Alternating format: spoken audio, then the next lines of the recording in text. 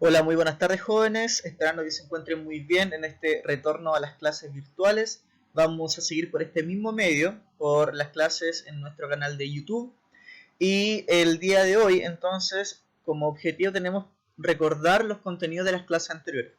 La idea es poder dar un vistazo rápido a lo que nosotros vimos durante las clases anteriores para recordar entonces los contenidos que vimos, puesto que muchos se olvidan de repente cuando hay estos días de repente de vacaciones, donde uno hace otras cosas, tiende a dejar de lado un poco los estudios, eso es verdad.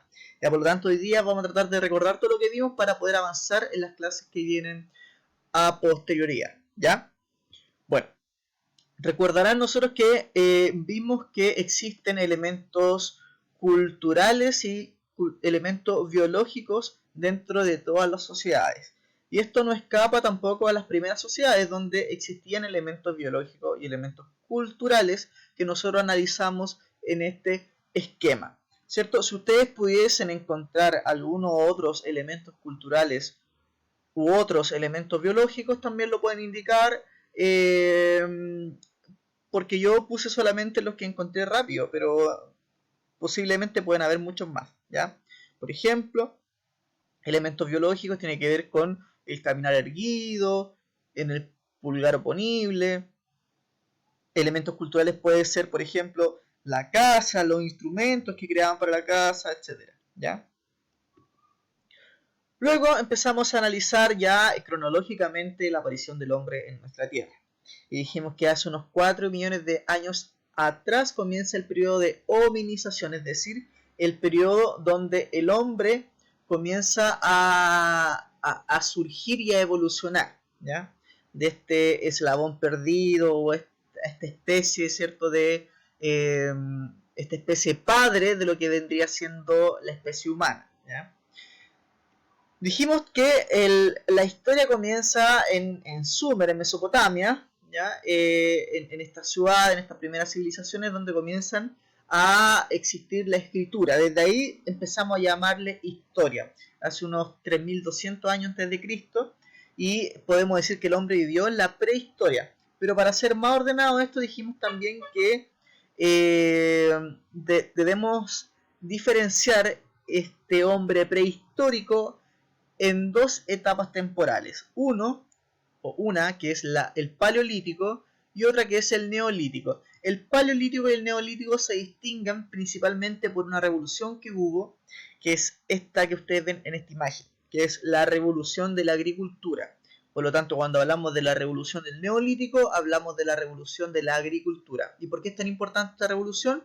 Porque como ustedes ven en esta imagen, aparecen unas casas bien confeccionadas en la parte de atrás de la imagen, por lo tanto el hombre se vuelve sedentario, ¿ya? Entonces la revolución del neolítico es la revolución de la agricultura que trae consigo que el hombre pasa a ser sedentario, es decir, pasa de ser nómade a ser sedentario, a quedarse en un lugar estable, establecido, ¿ya? Esa es la gran revolución. Esa revolución del neolítico es comparable a la revolución industrial, ¿ya? Se dicen que son las dos grandes revoluciones que tiene la historia humana, la revolución industrial y la revolución del neolítico. No hay otras revoluciones que se asimilen en lo que tiene que ver con cambios culturales y cambios sociales, ¿ya? Bueno, luego seguimos analizando temporalmente lo que es la evolución del hombre y aparecen algunos géneros de Homo, ¿cierto? Que vendría siendo esta especie de homínidos. Y aquí tenemos alguna imagen, ¿cierto? Hablamos de Charles Darwin, que fue quien planteó la teoría entonces de la evolución. Luego seguimos hablando que este teórico de la evolución planteaba que el hombre, valga la redundancia, evolucionó por condiciones que se dieron obligadas. ¿Por qué? Porque la falta de vegetación, la falta de selva, ¿cierto? La falta de bosque, de árboles, hizo que el hombre tuviese camino erguido para ver, ¿cierto? Observar a sus depredadores y buscar también sus alimentos. Por lo tanto, Darwin plantea que la evolución del hombre se debió por condiciones quizás climáticas también, ¿ya? Por una adaptación al medio, ¿ya? Bueno, ahí tenemos también, por ejemplo, una imagen del pulgar oponible, que nosotros ya hablamos, que nosotros tenemos la capacidad de poder usar objetos con fuerza y con precisión, ¿ya? Que nos distingue sobre todo de los primeros homínidos. Y acá tenemos el proceso de hominización con los Homo, o con la especie de Homo o de homínidos más generales. Yo les dije que existen diferentes clases de homínidos, o existieron más bien, ¿ya? Muchos más que estos, pero estos son los más fundamentales, ¿ya? El Australopithecus afarensis, el Homo habilis, el Homo erectus, el Homo sapiens neanderthalensis y el Homo sapiens sapiens, que vendría siendo la última especie de Homo, donde nos encontramos nosotros, ¿ya? Luego hicimos un recordatorio de lo que ya habíamos visto, analizamos una guía que yo le había mandado, una guía más que nada de comprensión lectora, y seguimos viendo lo que tiene que ver con la hominización y con las características de los homínidos, ¿ya? Recuerden que los homínidos se caracterizan por principalmente el bipedismo, ¿ya? Se desplazan en dos pies, por lo tanto eso hace que logren mejorar ciertos aspectos fundamentales que tienen los homínidos que caminan erguidos, ¿ya? Por ejemplo, la visión, que ahora tienen las manos libres, ¿ya? Cambio en la estructura física, el hecho de que caminen erguidos, obviamente va a hacer que cambie toda su estructura física, ¿ya? Como ustedes ven acá, ¿cierto? Por ejemplo, el tórax se hace un poco más pequeño al caminar erguido, ¿ya? La composición craneana también va cambiando, ¿ya?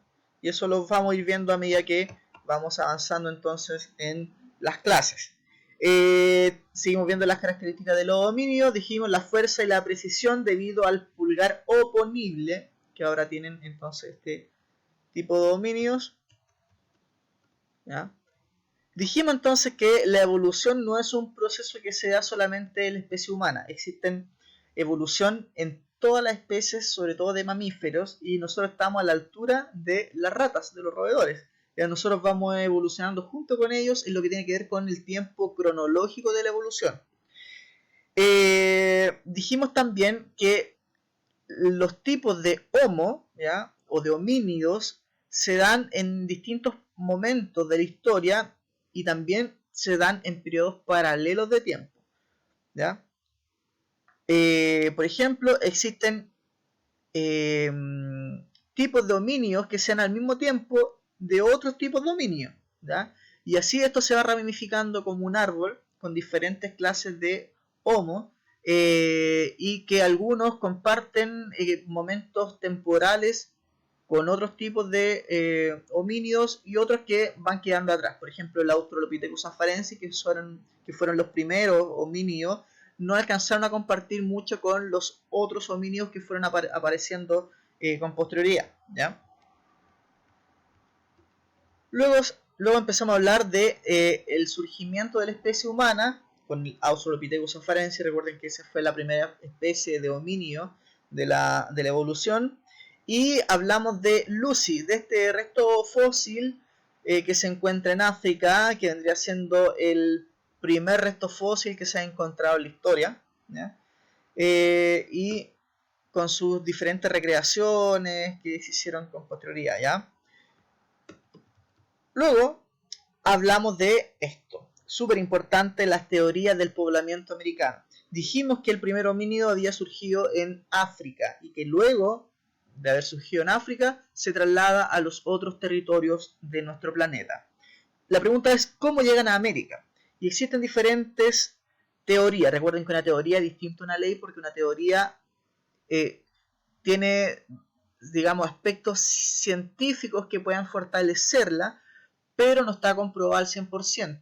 ¿Ya? No es como una ley, que una ley es y siempre va a ser. Una teoría puede que el día de mañana se descubran huesos fósiles en Chile y la teoría y todas las teorías, ¿cierto?, de el poblamiento americano se derrumben o se encuentren restos fósiles más antiguos en China, ¿ya? Porque estoy pensando que sí existe una teoría en Chile, pero no así en China, ¿ya?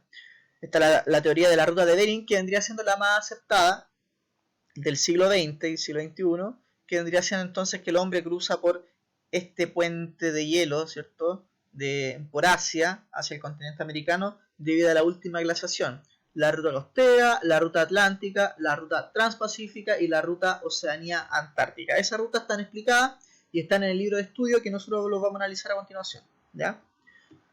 Y luego fuimos viendo entonces las características de todos los homínidos, desde el Australopithecus hasta el Homo sapiens, con respecto a su capacidad craneana, a la nutrición, ¿cierto?